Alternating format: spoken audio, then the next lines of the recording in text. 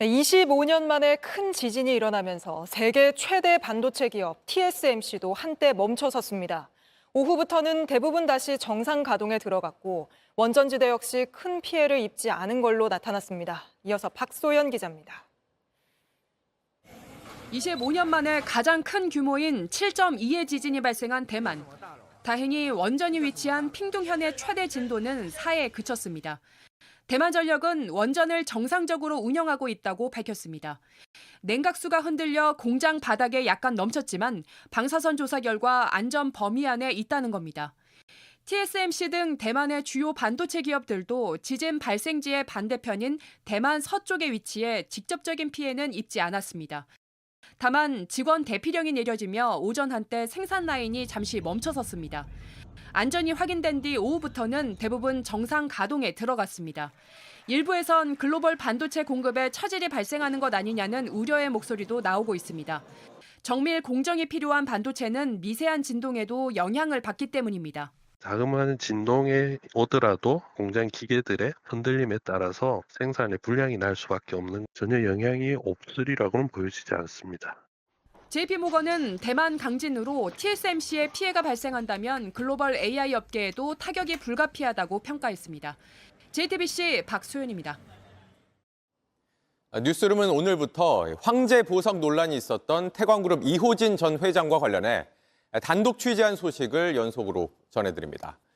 이 전 회장은 대주주일 뿐 회사 일에 개입할 수 없던 상황에서 당시 그룹 총괄 대표에게 문자 메시지로 여러 지시를 내렸습니다.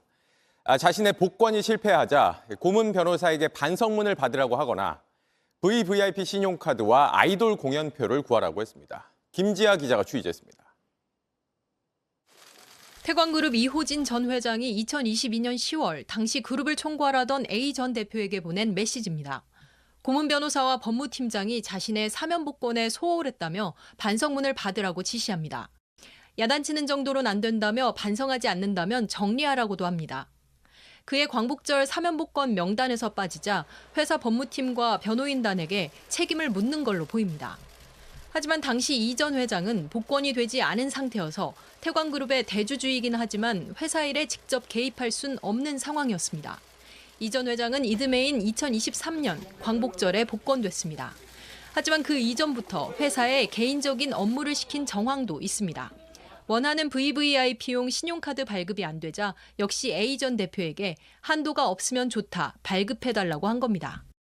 A 전 대표가 카드사가 난색을 표시한다고 전하자 해당 카드 대표에 대해 거친 말을 쏟아내기도 합니다. 이 밖에도 아이돌 콘서트 표를 구해달라고 하고 며칠 뒤 A 대표가 표를 구했다고 보고합니다. A씨는 지난해 이 같은 대화 내용을 모두 경찰에 제출한 바 있습니다. 태광그룹은 현재 A씨와 법적 다툼 중에 있습니다. A씨는 배임 혐의로 검찰에 고발당해 수사가 진행 중입니다. 태광그룹은 또 최근 A 전 대표에 대한 감사를 실시해 많은 비리를 찾아냈다고도 주장했습니다. 그러면서 복권이 변호사가 움직인다고 해결될 일이 아니지 않느냐고 했습니다. 또 카드 발급 등 개인적 업무와 관련해선 A 전 대표가 이 전 회장에게 잘 보이기 위해 무리하게 한 일들이라면서 콘서트 건도 강제적으로 시킨 것이 아니라 부탁한 것일 뿐이라고 해명했습니다. JTBC 김지아입니다. 북한이 음속의 5배 속도로 날아가는 극초음속 미사일을 개발해 시험 발사에 성공했다고 주장했습니다. 또 모든 미사일을 핵무기화했다고도 밝혔는데 우리 군은 과장된 주장이라며 평가절하했습니다. 김민관 기자입니다.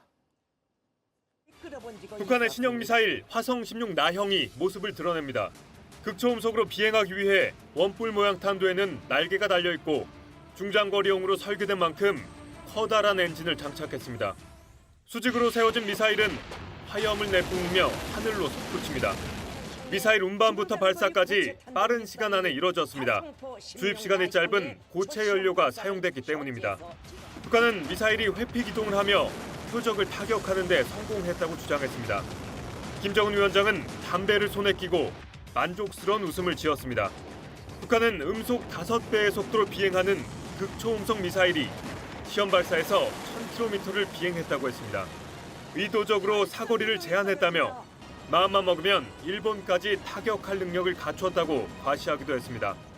또 모든 미사일의 고체 연료화와 핵무기화에도 성공했다고 주장했습니다. 우리는 각이한 사거리의 모든 전술, 작전, 전략급 미사일들의 고체 연료화, 탄두 조종화, 핵무기화를 완전 무결하게 실현함으로써 하지만 합참은 북한의 주장은 과장된 것이라고 반박했습니다. 미사일의 실제 비행 거리는 600km로 확인됐으며 비행 방향을 변경했다는 주장 역시 과장됐다고 했습니다. 앞으로 전력화를 하려면은 또 추가적인 이제 시험 발사도 있어야 될 것이고 전부 다 이제 한꺼번에 고체화로 바꾸는데 시간이 당연히 걸리죠. JTBC 김민관입니다. 875원짜리 대파 한 단, 오는 12일까지 할인 행사를 이어가기로 했습니다. 그러면서 10일에 있을 선거를 의식한 거 아니냐는 말도 나오는데 농협 측은 도매가가 내려서 할인 연장을 해온 거라고 밝혔습니다. 김도훈 기자입니다. 농협이 대파 할인 행사를 오는 12일까지 연장하기로 했습니다. 가격은 윤석열 대통령이 합리적이라고 언급했던 그 가격, 한 단에 875원입니다. 농협은 지난달 18일부터 양재 하나로마트 등 전국 7개 대형 매장에서 대파 한 단을 875원에 파는 행사를 진행했습니다. 정부가 투입한 1,500억 원어치 긴급 가격 안정 자금 영향인데요. 정부의 납품 단가 지원과 농협 자체 할인을 반영한 겁니다. 다만 다른 마트 대비 가격이 너무 저렴한 데다 할인 기간이 공교롭게 대통령 방문 시점과 맞아떨어지면서 의도한 행사였다는 비판도 나왔습니다. 그러자 농협 측은 행사 기간을 여러 차례 연장했고 2주 넘게 이어가고 있다고 밝혔습니다. 하지만 논란은 계속되는 모양새입니다. 농수산식품유통공사가 안내하는 대파 한 단 소매가는 어제 기준 2,500원 선입니다. 할인 종료 시점이 총선 직후와 맞아떨어지면서 이 행사가 선거를 의식한 거 아니냐는 시선도 있습니다. 이에 대해 농협 측은 농산물 가격을 2주 단위로 설정하다 보니 12일까지 연장된 거라며 도매가가 내리며 정부 지원금을 절반으로 줄여도 875원 판매가 가능해졌다고 설명했습니다. JTBC 김도훈입니다. JTBC 뉴스를 시청해 주셔서 고맙습니다. 저희는 저녁 6시 50분 뉴스룸에서 뵙겠습니다.